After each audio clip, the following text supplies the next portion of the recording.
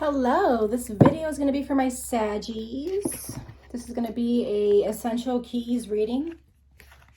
It's basically going to give you a quick snapshot on your life right now, and give you this card is going to give you some kind of insight or a glimpse on. By the way, in case you were wondering, this is just my astrology chart. I use this all the time it helps me. I do astrology, so I just have it there for like a little cheat sheet.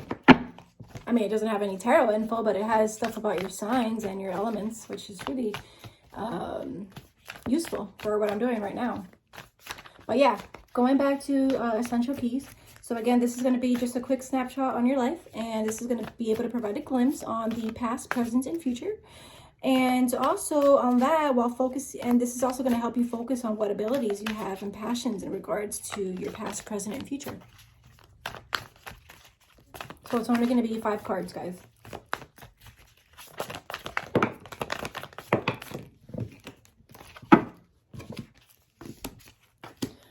So for the first card, position number 1, meaning your present situation, you've got the 4 of Pentacles. And Pentacles, this element is Capricorn, Taurus, and Virgo. This is an earth sign. And for the 4 Pentacles, this talking about financial stability. So you guys right now, in your present situation, you guys are feeling financially stable. Let me know in the comments below if I'm wrong, or perhaps you guys are just feeling, maybe feeling like you guys have to protect something, protect your money, protect your health, your wealth. So that's what you guys got for the present situation. And then for the recent past, for the card number 2, you guys got the 2 of Cups. And 2 of Cups talks about love, relationships. It also can talk about perhaps marriage. So maybe in the recent past, you guys were in a relationship, you guys just got divorced, or perhaps you guys, let's see, you guys had, maybe you guys were engaged, or some kind of partnership is what I'm getting in the recent past for you, Capricorn. So for now, the third card, I got this one flipped over. I got the Queen of Wands. And Queen of Wands, this is actually your energy, Sag. So the Queen of Wands, she's talking about creativeness. So this is your passion. Your passion is all about it's all about using your feminine power. It's all about using your creativity, your courage. It's all about using your passions. And that's what queens are. Queens are all about personal development. They're all about intuition, all about they want to develop. You know, it's a mature sign. It's a court card. So that is your abilities. That's what your abilities are right now, is being able to use your creativity, your passions, to use all of that courage and that feminine power to create love. And that is the ability you currently possess right now, Sag. And that's pretty cool. That makes sense to me, because your sign is all about energy. It's all about being creative. It's all about being courageous and super confident. So energy is confident, right? In order to use that intuition, in order to use that intention, you got to have confidence, right? Okay, so for the 4th card, this is going to be your passions, your interests, and love. And let's see what we got. So for the 4th card, Sag, you guys got the Page of Cups. So again, remember what I said earlier, cups are about emotions. They're about love and happiness. So being a page card, your passions are perhaps, maybe it's a new relationship, or just being happy in general, or it's about just a new beginning. And that is that's what you're feeling passionate about right now, Sagittarius. Just being able to have to seek new love, to build new relationships, and to stay happy, and just to any new beginning, because this is a court card again, and pages are all about new beginnings, starting of a new project perhaps. But cups relate with water. That is the element that symbolizes this. So it represents emotions. So that's what you guys are starting a new project on, maybe love or a new relationship, or just being emotionally happy for yourself. And this is the passion and interest and love card. So yeah, this is number 4. So we got 1, 2, 3, 4. And for the 5th card, I'm going to shuffle. Sorry, I didn't shuffle. So for the 5th card, this is going to be your possible likely outcome.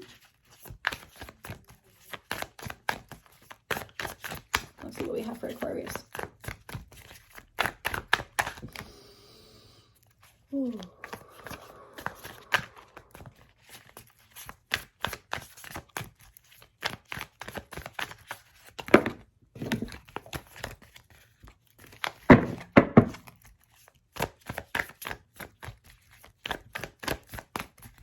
I wait for the jumpers. I like the jumpers. The jumpers to me are like the overall umbrella energy, and they're usually, oh,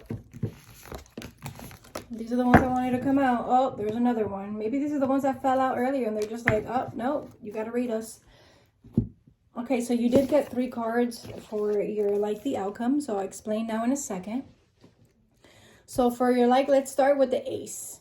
Again, remember I said earlier, aces and what they do, they're all about starting a new project because it's a 1. 1s are usually about new beginnings. They're all about new opportunities. That's numerology. I study numerology as well. I mean, you have to if you do this stuff. It's all super interesting and everything makes sense and everything means something. It's all connected. So for the first card, for your likely outcome, you did get the Ace of Wands, and Wands are all about fire. They're all about passion and excitement, you know, something exciting, perhaps in creativity. And again, Ace of Wands, they're all about creativity. They're all about inspirations or perhaps new ideas. So that's part of your likely outcome. And then you also got the High Priestess. I love this card. High Priestess is all about hidden knowledge. They're also all about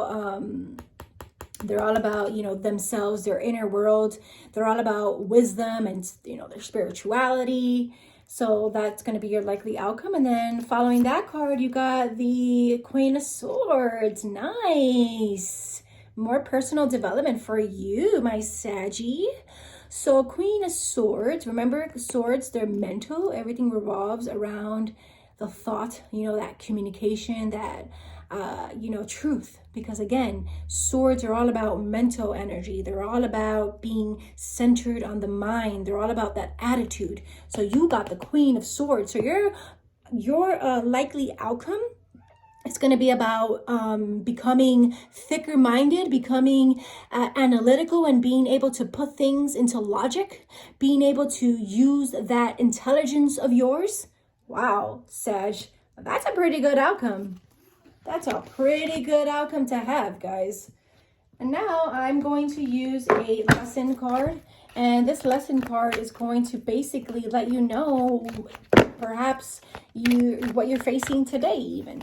I mean, if you watch this video, it's because for a reason. So you got the acceptance card.